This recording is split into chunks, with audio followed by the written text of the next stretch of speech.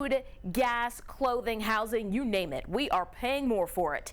And as News 12's Virginia Huey explains, the higher prices are creating a greater demand at our food banks. I feel very proud to be an American. Danilo Del Pino is a proud veteran. In his 37 years with the Army, Del Pino served in the Persian Gulf War and the war in Iraq. But these days, the 69-year-old East Meadow resident is battling a different enemy on the home front: inflation. Basically, we're surviving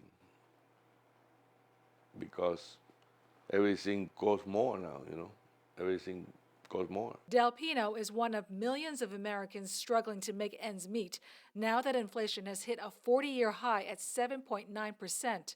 Surging costs for gas, food, and housing mean Del Pino must cut back on driving and trim grocery lists. I used to go and buy with no limit and spend whatever, $200, whatever, but now I try to minimize as much as I can. Many food banks on Long Island are seeing the impact that inflation is having on families.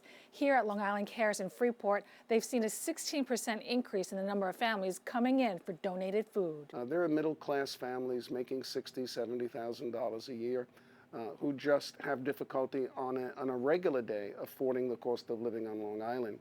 Now you add close to 8% inflation, and it's really beginning to hurt. Economists say the recent spike in inflation is only the beginning of even higher prices to come and hardships ahead for families.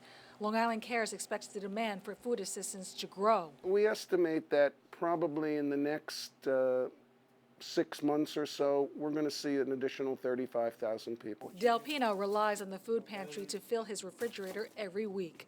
He says it helps him save money for other essentials. I really appreciate what they do for us. Virginia Huey, News 12, Long Island. If you need a food assistance or know someone who does, we have the information on our website for you, news12.com.